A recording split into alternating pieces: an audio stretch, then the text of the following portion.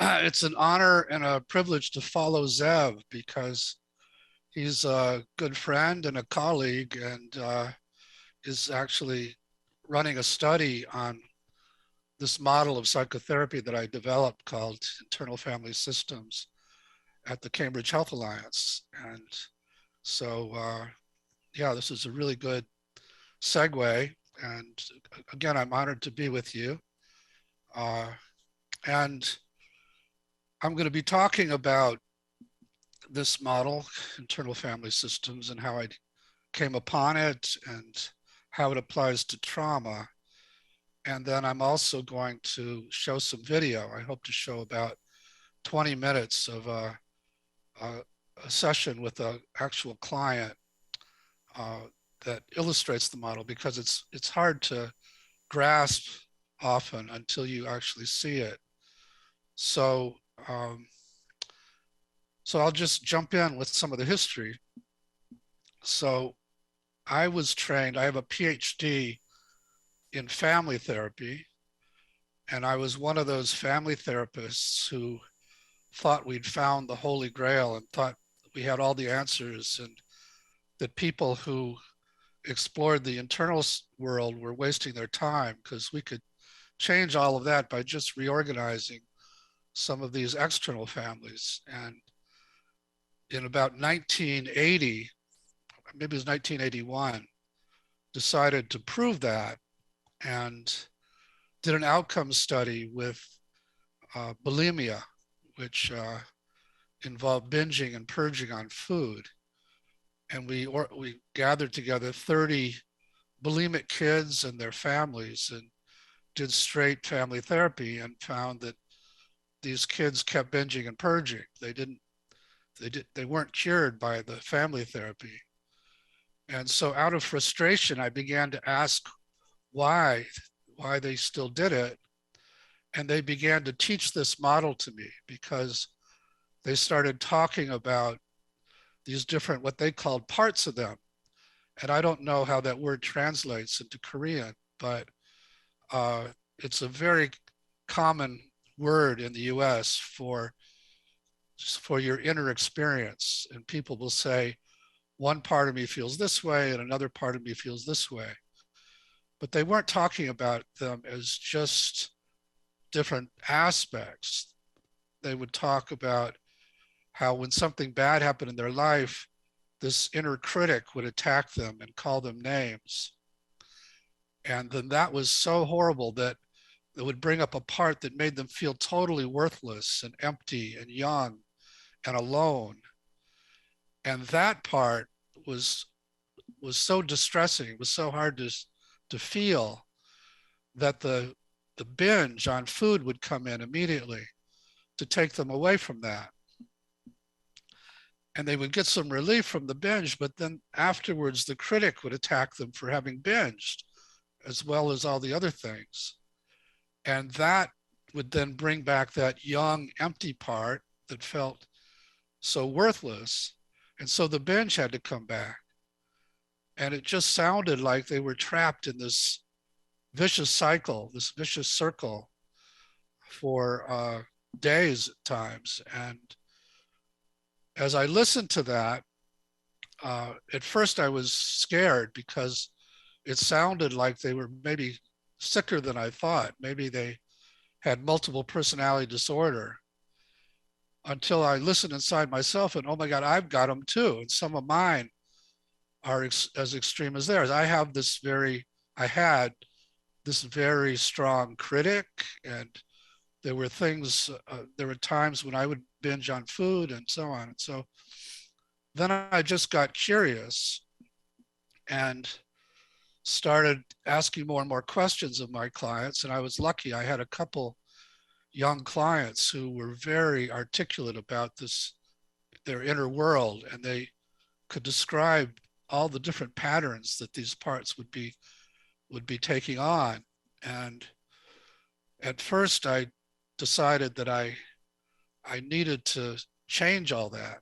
And I was assuming what our field actually still assumes. I thought the critic was some kind of internalized parental voice, and the binge was an out of control impulse.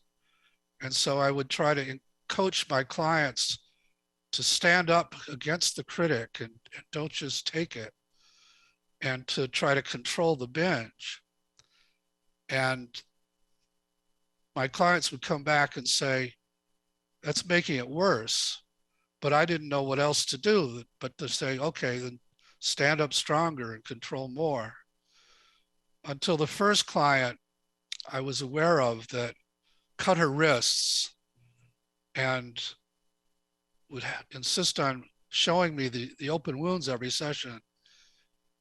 And I decided that I couldn't allow this to continue to happen. And so one session, I decided we were going to force that part to not do it that week. And after a couple hours of me badgering the part and my client also doing that, the cutting part finally said, okay, I won't cut her this week. And of course, I opened the door to the next session and she had a big gash down the side of her face. And I just spontaneously collapsed and said, I can't beat you at this, to that cutting part. And the part said, you know, I don't really want to beat you. And that was a turning point in the history of this work, because I changed. No longer was I in this coercive, we're going to beat you place, but I just got curious and said, then why do you cut her? And the part talked about how when she was being abused by her father, it had to get her out of her body and it had to contain the rage that would get her more abuse. And the cutting was a way to do that. And with that, I shifted again. Now I'm not just curious, but I have an appreciation for the heroic role it played in her life. It actually saved her life. And I could convey that to the part.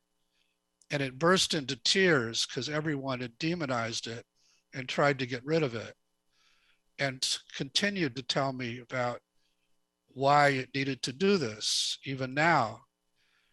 But as it talked, it sounded like it wasn't living in the present, like it was still living back when she was 5 years old and being abused by her father, like it was frozen in time in the past. And like it also carried what we're going to call burdens, which the definition of which is an extreme belief or emotion that came into your system from some kind of trauma or abuse and attached to these parts, almost like a virus, like the coronavirus, and then drive the way they operate. So as I continued to interview these parts, they told me all of this. And my whole view of them started to shift. And I tried the same process with other clients and found that when they were approached with curiosity and respect, each of these very extreme parts that were giving the client all kinds of symptoms, in this case, bulimia, had a similar kind of secret history of how they became forced into the roles they were in. And that amazed me because I thought they were just symptoms. I just thought they had these diseases and they needed to be medicated or taught how to handle these parts. And as I was helping these parts feel appreciated, they also started talking about what they were afraid would happen if they stopped doing their jobs. And that often involved parts that were much younger and more vulnerable and also frozen in these terrible places in the past. And so what I started to conclude, and now 40 years later, with thousands of patients later and thousands of therapists using this all over the world, including in Korea, I can safely say what Zev said at the end of his talk, that there are no bad parts. That's the title of a recent book I wrote. And that even parts that have done really terrible things aren't what they seem. They're good parts that were forced out of their naturally valuable states by traumas or by attachment injuries into roles that might have been necessary when you were very young to keep you alive, but aren't who they are, and they get stuck in these roles thereafter, and they carry these extreme beliefs and emotions from the traumas, and that's what drives the way they are now. And they also protect other more vulnerable parts. And until we can heal those vulnerable parts, many of them won't give up their roles. So this is a very different paradigm. It's a very different perspective on this phenomena. And the process actually in the beginning isn't so different from mindfulness or from meditation, because you start by just getting a little separation from these different what we call parts, but they manifest as thoughts and emotions, just like you do in mindfulness. And you get to a place of acceptance, but then instead of just observing them from a mindful place, you begin to interact with them and actually wind up transforming them, helping them heal. And so I'll be talking more about how that happens. But so the first big assumption of the model is that everyone is a multiple personality. Not everybody has multiple personality disorder, but we're all born with what I call parts, other people call subpersonalities or ego states, and that it's the nature of the mind to have them. And they're all valuable. They contain valuable resources and qualities that can help us in our lives. But again, trauma has the effect of forcing them out of their naturally valuable states into roles that can be extreme and damaging. And so a lot of the work is designed to help them shift back into who they're naturally designed to be. And to do that, often we have to learn about where they're stuck in the past and get them out of that place and help them unburden, help them release these extreme beliefs and emotions. So that's the first big assumption, that everyone is multiple, and it's a good thing to be multiple, that people with that diagnosis of multiple personality disorder, which is now DID, aren't any different from anybody in this conference, except that their parts got blown apart more. They're more separated, and there are these barriers that keep them separated. But what are called alters in multiple personality disorder are the same thing that I'm calling parts that we all have. It's just that they're not in these very extreme states. So that's the first assumption. Now, as a family therapist, I wasn't just trying to get to know one part. I was trying to understand the whole system, the way a whole group of parts interacts with each other. And so I became very interested in creating a kind of map to this internal territory. And so I'm going to talk about that for a few minutes. So I was looking for distinctions, and the big distinction that leaped out immediately was between parts that other systems might call internal children, inner children, who were very vulnerable and young, and before they're hurt, provide a lot of delight in your life and creativity and innocence and playfulness and childlike qualities. But once they get hurt or terrified or shamed and they feel worthless, then they have the power to overwhelm us with those feelings that they now carry, those burdens that they carry, and make us feel as bad as we felt back in the time that we got that they picked those up. And so we don't want to feel that anymore. And so we tend to lock that away, thinking we're just moving away from the memories, sensations, emotions, and beliefs of the trauma, not realizing that we're locking in inner basements or abysses our most precious qualities just because they got hurt. So we call those exiles because they get locked away inside of us. And once you get a lot of exiles, you feel a lot more delicate, and the world seems a lot more dangerous because so many different things could trigger those exiles.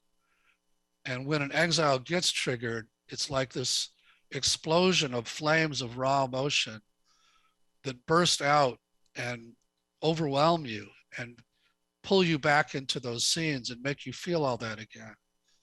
And so to prevent that, there's another set of parts who become what I call protectors. They leave their naturally valuable states and are forced into these protective roles. And some of them try to protect us by preempting anything that might trigger the exiles. So you might have a part, for example, that doesn't let anybody get too close to you, close enough to hurt you, and is managing your relationships that way. Or another part that's constantly managing your appearance so that you look good all the time and no one rejects you. Or another part that's managing your performance and trying to get you to perform at a high level so you get a lot of accolades to counter the worthlessness. So these we call manager parts. That's one class of protector. And we all have them, and they all help us in our lives and got us to where we are in our lives. But to try to manage us, some of them become these inner critics, and they start yelling at us to try and do better or look better or try harder. Or sometimes they yell at us to try and get us to not take any risks so we don't get hurt. So that's one class of protective part, are these preemptive managers that often we're quite identified with. We actually think of that as our ego. And despite their best efforts, often the world has a way of breaking through those defenses and triggering these exiles. And when that happens again, it's like these flames of emotion burst out and are threatening to us. And so there's another set of protectors who immediately go into action to deal with this emergency.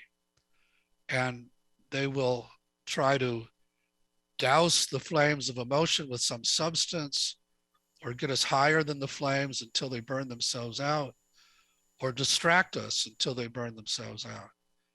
So many of the addictions fall into this class of protector that we call firefighters. They're fighting these flames of exile emotion, and they tend to be very impulsive, and they don't care about the collateral damage to your relationships or to your body. They just think they've got to save your life by getting you away from that pain or that shame or that terror right now. And so they do their job, often in some kind of extreme way, but because they're taking you out of control, the managers get upset at them and start to attack them. Just like I was saying with the bulimic kids and the binge and the critics that attack them after the binge. And so you have a big polarization between these two groups of parts that are really both just trying to keep you safe, but in opposite ways. and they're both trying to contain these exiled parts and keep them from being triggered by the outside world. So it's a very simple map, actually, that's held up very well over these 40 years. Just to review, we all have a bunch of what I call exiles, which are these parts of us that are very sensitive, inner children that often get hurt the most by what happens to us in our lives, and then get locked away because they get hurt. And then we also have these protectors whose job it is to keep the exiles contained and keep them from being triggered. And then there are just two categories of protectors: managers, who are trying to preempt anything that might trigger the exiles, and firefighters, who are these impulsive parts that try to get you away from the exiles after they've been triggered. So managers are preemptive, firefighters are reactive. So that's the map. And most clients and most symptoms and all the diagnoses are just variations on which protectors are dominating which clients. Now, the big discovery, I think, of IFS is that in addition to these parts, there's an essence in everyone that can't be damaged and knows how to heal and is just beneath the surface of these parts. And I discovered that because, again, as a family therapist, I was trying to have clients get to know these parts in a different way. Once I learned that they weren't what they seemed and they deserved to be listened to because they all had these secret histories, I was trying to get my clients to actually dialogue with them rather than fight them. And as I would do that, suddenly my client would be angry, let's say, at their critic who I was trying to have them get to know better and help. And it reminded me of family sessions where maybe I'm having two family members talk to each other. And as they're doing that, one of them gets really angry at the other. And as family therapists, we were taught to look around the room and see if there isn't somebody allying with the one who's angry. And we were taught to get that person to move back in the room so they didn't interfere anymore. So it was just a dialogue between the original two. And things would get better when they would do that. And I thought maybe the same thing's happening in this inner system. Maybe as I'm having my client talk to this critic, a part who hates the critic has come in. So I'd say, could you find that one who hates the critic? And could you get it just to step back or relax or give us some space? And they would say, okay, I did that. And I would say, now how do you feel toward the critic? And it would be an entirely different answer. And often it would be, I'm just kind of curious about why it calls me names. Or I feel sorry for it. Out of the blue, they would have compassion for it. And that was amazing to me because I was working with clients who'd had horrible childhoods. And I believed in attachment theory, which said, if you have any of these qualities that I'm describing that included calm and curiosity and compassion and confidence, and it's what we call the 8 C's of self-leadership. To have any of those qualities, you had to get it from a relationship. You had to get it from good enough parenting when you were a child.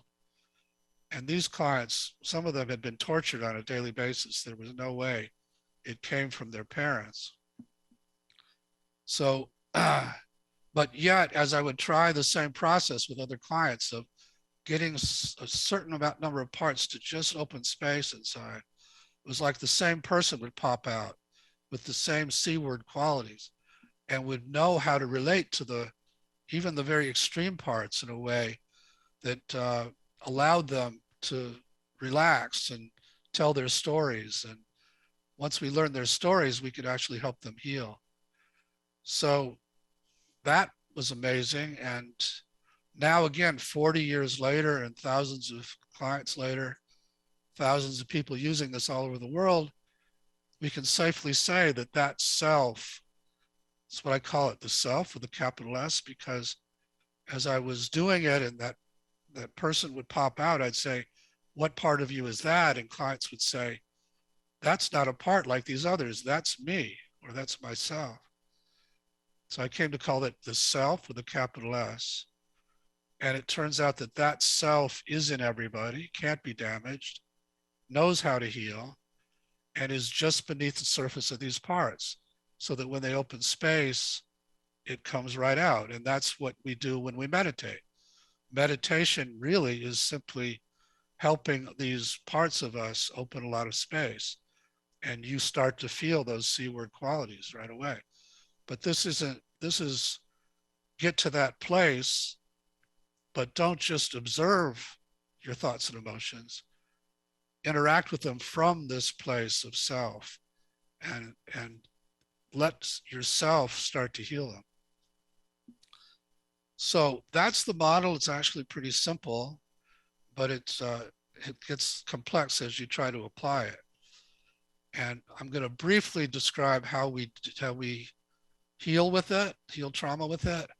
And then again, I want to show some video. So a client comes in, I'm asking about the problem, and they tell me something about it.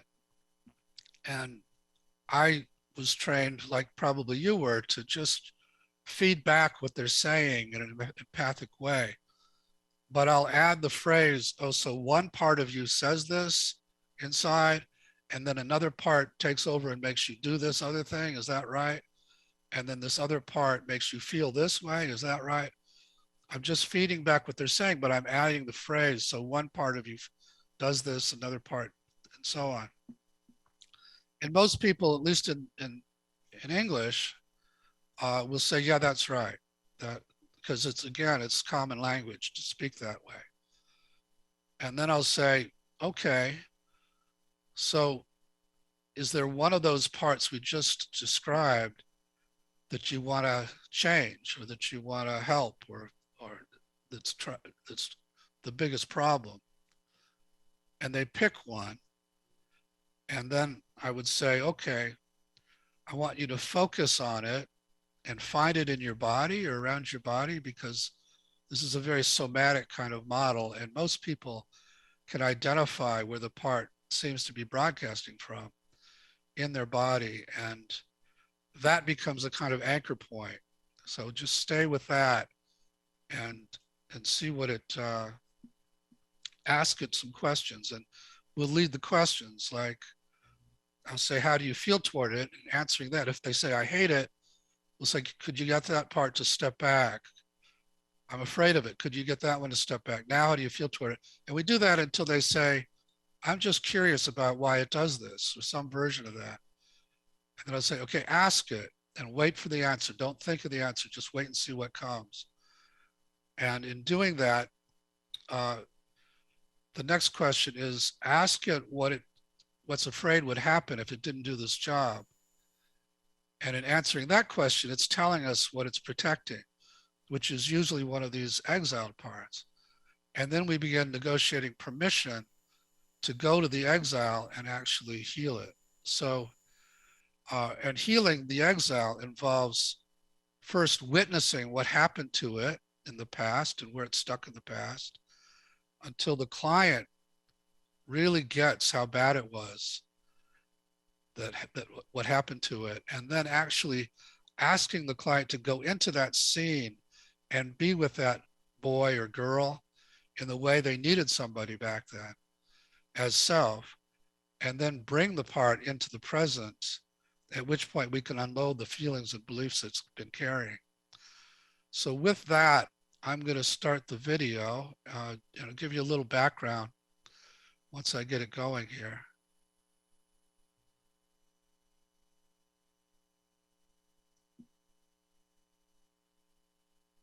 Whoops. try it again.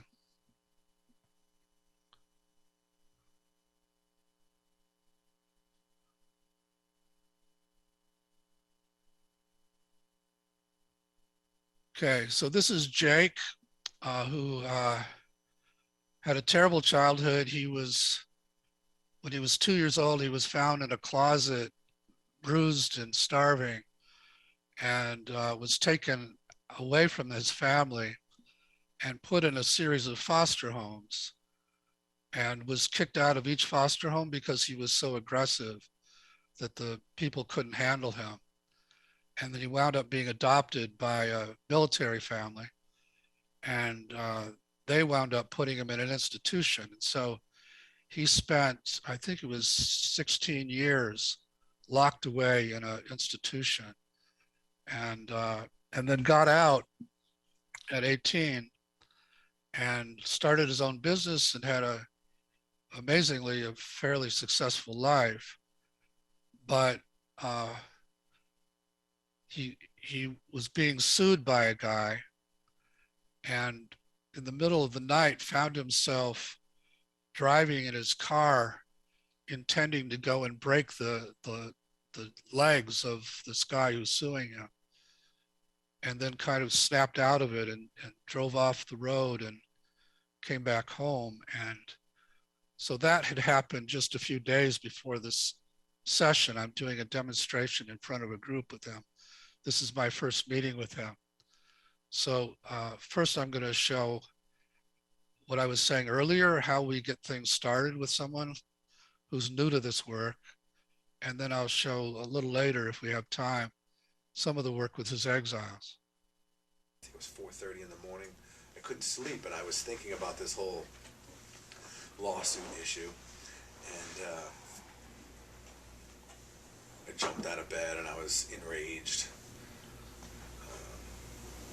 in my underwear, and jumped in my car and started to drive to New York to go shatter this guy's legs. And I realized that it just didn't make sense to do that, so I took an exit. Kind of went back home and couldn't sleep all night. And saw Liz the next day, Elizabeth. So it felt like out of character for me now to feel that angry and really even consider doing that to someone. Mm-hmm. I didn't like the way I felt, and I felt like I was out of control, and I felt like I didn't feel like I went to that point, but I felt like once I passed a certain point that I didn't feel like I was going to be able to pull myself back, and I felt like I needed help for that reason. Mm-hmm. So that's why I came and saw Liz about almost like on an emergency basis. Yeah. And how was it to see her and to spend an hour with her? It was actually interesting because I was thinking about it afterwards, and I was thinking about how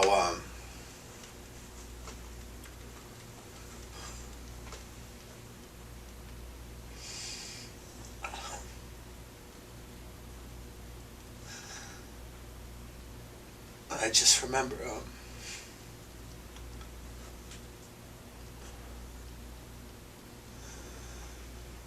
I think I was like 15 and 16 years old. And I remember like being unable to talk, I guess, about the way I felt when I was at Bradley Hospital. And I guess it just made me think, like it helped me realize that it wasn't worth it, that he wasn't worth it. Mm-hmm. Yeah. That whatever, I gotta cut him a check for, I gotta cut a check for like 22, 23, maybe 25,000, whatever, just to get rid of him, Right. And it just wasn't worth it. It was just easier just to move on, only because it made me realize that I literally couldn't talk about the way I felt, and we just would, Liz and I would just play basketball for an hour because of my inability to express the way I felt. And maybe that's normal for a 15-year-old kid, I don't know. But then the conversation that we had this week, I kind of thought about it, and I'm like, it was just such a different conversation, you know, the way the conversation went, therapy session went. Compared to when you were 15, you mean? Yes, yeah. And then I kind of thought about how our, you know, client-therapist relationship kind of developed over the years, and how it kind of changed, you know, in a big way, I guess, from when we first met, and then after I left Bradley Hospital and I found her and wanted to have therapy after all that, and then just the whole progression of it and how different it is now. I just thought about the conversation we had, and I realized that, because I was seriously considering doing something to this guy, and whether it was having somebody else do it or me doing it, and I was able to just realize it just wasn't worth it, that he's not worth my time, you know. So I guess in that respect, it helped me decide ultimately that I definitely wasn't going to do anything physical to him. That's right, yeah. Well, he sounds like the kind of guy that, you know, I can understand. Right. Doing something to. Right.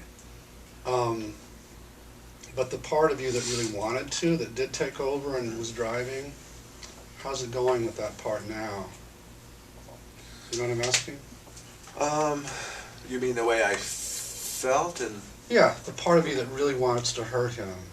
Now that you've decided not to do that, do you still have that sense of that part of you in there, or is it kind of... It's still there, it's just, it's a different tactic. Like I'm going to use, you know, I mean, he's... You know, I could probably find 25 people that he's sued over the last 3 years or threatened to sue. So we're gonna, you know, I'm gonna get everybody together and see if I can do a class action lawsuit against him, or go to the New York Attorney General's office, Better Business Bureau, FTC. Completely different tactic to revenge, if you would. And I don't even know if it's revenge. I just feel like somebody needs to stop him from doing what he's doing. Yeah. And I feel like everybody else is completely intimidated by him, and I'm not. So I'm just gonna use a different tactic. Okay, sounds good. So the aggression, the physical aggression part, and the wanting to harm him physically isn't there, but I still feel like somebody needs to stop him. Yeah. And I feel like everybody else is scared to do it, so okay. I'm going to do it. So, do you know anything about the kind of work I do? I don't at all. Okay. So I help people with parts that have trouble controlling, and so if you're interested, we could try to get to know that one that did take over and was going to hurt him, and see what we can do to help it, because it sounds like what you've done so far is kind of talk it out of that. Right. And get it to relax and trust you more. Right. Does that sound right? Sure. But it still would have probably that hair trigger reaction in a similar situation. Right. Does that sound right? Sure. So if you're interested, that's one of the things that we could do. That Okay. would be helpful to you. Sure. I'm not sure exactly what it is, or why I, you know, had such an extreme emotion that way. I don't. Yeah, but that's what we find out. This is Right. a kind of internal process that Okay. you don't have to think about it. We just go in and we ask some questions, Okay. and then the information starts to come out. Okay. But it does involve a kind of inner focus for a period of time. Sure. How does that sit with you, that idea? I'm comfortable with it. Sure. You game for that? Okay. All right. So I'll lead the whole thing. I mean, there's not a lot you have to figure out. Okay. All you got to do is what you're doing, which is to get comfortable. Okay. And so see if you can remember that impulse. If you can remember the desire to really hurt him. Okay. And as you do, see where you find that feeling, that part of you in your body, around your body. Okay. Do you have a sense of it? I do. Where do you find it? Right in my heart. Right in your heart, yeah. As you notice it there in your heart, Jake, how do you feel toward that part of you that wanted to hurt him? Do you like it, or are you afraid of it, or do you respect it, or do you want to get rid of it? How do you, what's your relationship? I need to protect it. You want to protect your heart. Okay. So does it feel like that violent part is trying to protect your heart? Does that sound right? Right. Okay. So your heart is pretty vulnerable. Right. And this violent part is really trying to protect it. Does that sound right? Yes. Okay. So as you know that about this violent part, how do you feel toward it, knowing it's really trying to protect your heart?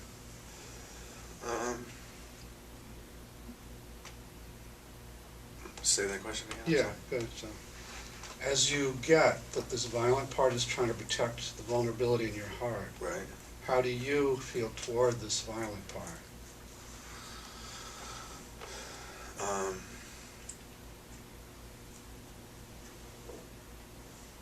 Like it's a protector. Yeah.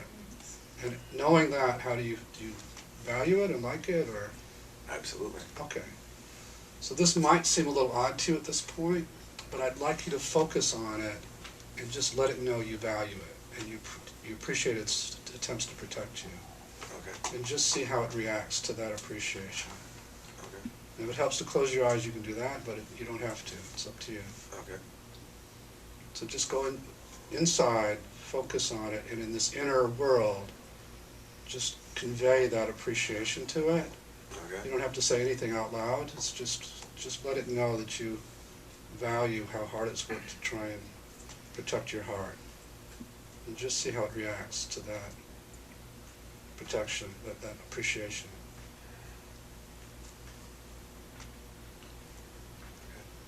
Do you get a sense of a reaction? Comfort. It feels comforted. Right. To be valued by you. Right. Okay, good. That's really good. And as you're doing that, see if there's anything more it wants you to know about itself. And don't think of an answer. Don't try and figure out the answer. Just wait for something to come back to you. Just ask it if there's anything else it wants you to know about its attempts to protect or its violence. Just see if anything comes.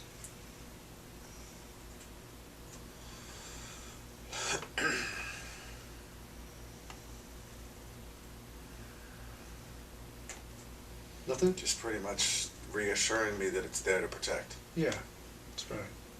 So it's just letting you know if it's needed, it's there and it's going to do what it needs to protect you. How does it feel to hear that from you? Good. Safe. Good. Yeah, it makes you feel safe. So it's kind of comforting to know that it's available if necessary. Right. Yeah. Okay. Maybe ask it, what was it like for it to take over that way the other night? And what was it like for it to have you take that exit? Just ask how that was like for it. For it to take over, meaning? Well, it got you in the car and you were... Oh, right, yeah. You know what I mean? Okay. Right. And then I kind of took the reins away from him. Yeah, so that's what I'm at. Because you can see he didn't know anything about this work, and just by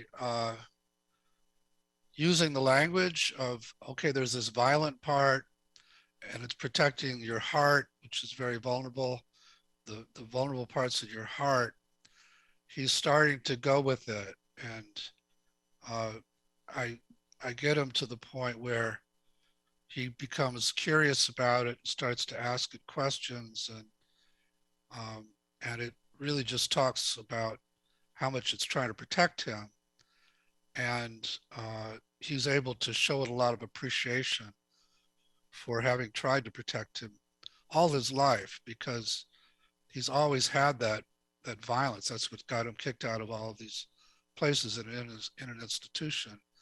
So it's caused him a lot of trouble, but it's really just trying to protect these vulnerable parts. I'm going to run it up now.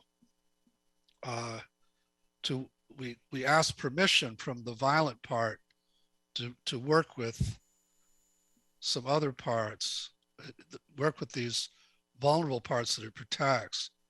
So I'm going to run it up to where we start that process. And and then I'll take some questions and answers and do some Q&A. I don't know how many years it was, 17, 18 years.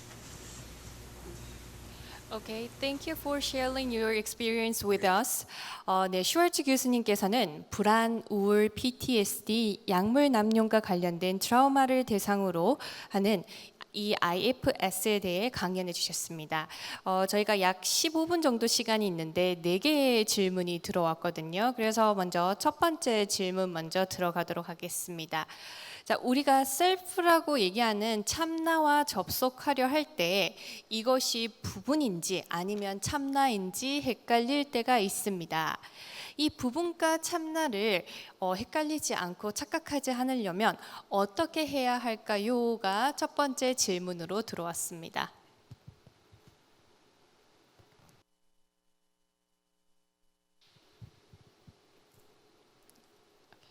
Dr. Schwartz, we have 4 questions about for 15 minutes. And did you hear the first question? I see a question in the chat. Is that the one? It's related to self and part and how to distinguish each other. Yeah. Okay. So the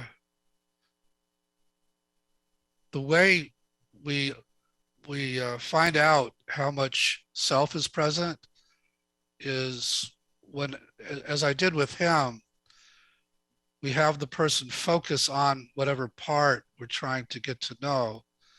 And then this first question we ask is, how do you feel toward that part of you? And in answering that question, he's telling me how much his self is there versus other parts. So if he says, I'm afraid of it, that's not one of those C words. That wouldn't be self. So I'm going to ask the fear to just give us a little space. If he says, I hate it and I want to get rid of it, that also we would ask. So we just ask these parts to open space until we get, I'm curious about it, I'm not afraid of it, I want to get to know it, I care about it, I want to help it. Some version of that, some version of the C words, which again are calm, compassion, confidence, curiosity, clarity, courage, creativity, and connectedness, what we call the 8 C's that characterize self. So we're just, and also the tone of voice and the facial expression tell us when we have self. 네, 이제 두 번째 질문으로 넘어가도록 하겠습니다. 불교의 무아라는 관점에서 IFS 체계의 참나의 뜻을 어떻게 설명해 주실 수 있을까요?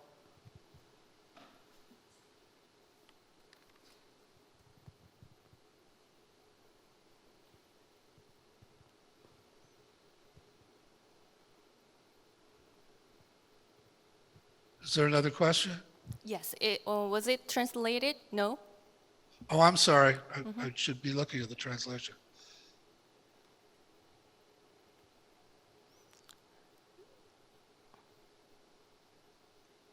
So from the perspective of no self in Buddhism, how could you explain self in the IFS? Yeah, That's the second so question. there's actually a famous Buddhist scholar wrote a chapter for a book saying that what I'm calling self is really what the Buddhists call no self or non-self. So by non-self is the absence of ego, the absence of these parts. And it's really what's left when all these parts step back, which would be called Buddha nature, is really the same thing that I'm calling self. It's just a language issue. 네, 그러면 이제 세 번째 질문으로 넘어가도록 하겠습니다. You have so many questions. 네, 트라우마 중 외상 스트레스인 경우 호전 후에도 같은 상황이 되면 증상이 또 나타날 수 있는데 근본적인 치유 방법이 있을까요?가 세 번째 질문이었습니다.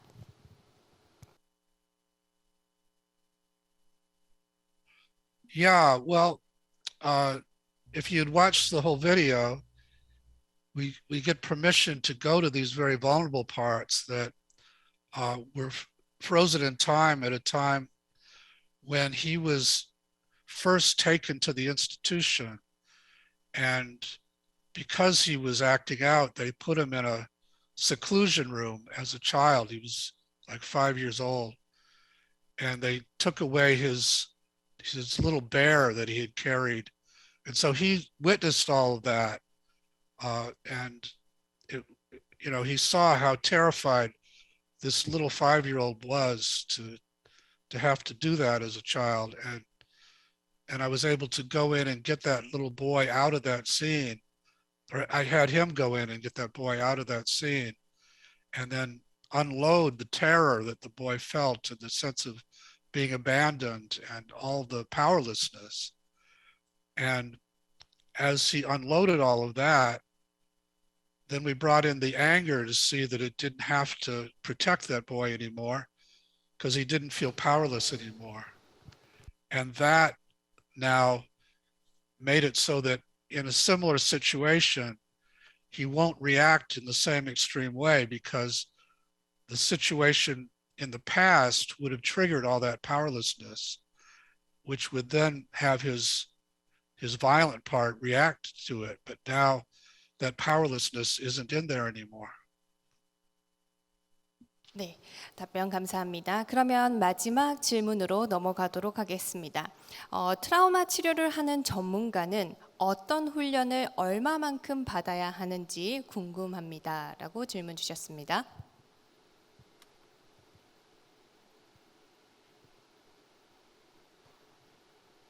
Well, I'm biased because I think that it'd be good for people to learn IFS, but there are lots of different kinds of trauma models that work with trauma. There's EMDR, eye movement desensitization. There's sensory motor, somatic experiencing. All of them are effective and work in different ways. So a lot of it has to do with your preference as a therapist. But I like this work a lot.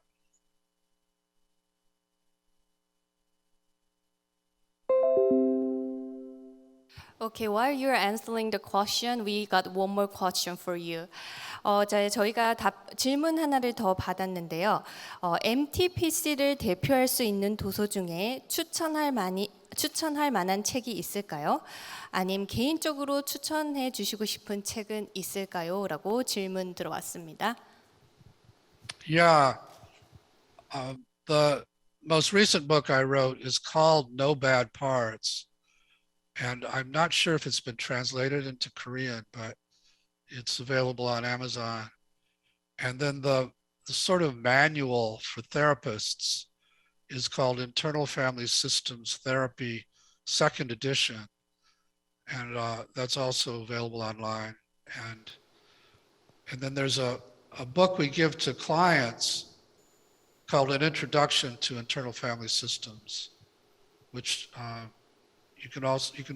all of these you can find on our website, which is ifs-institute.com. 네. 그러면 마지막으로 혹시 이 간증들을 위해서 해주시고 싶은 말씀이 있으신지 여쭙고 싶습니다. Do you have any last words for the audience? I guess just that everybody works with trauma clients, whether they know it or not, and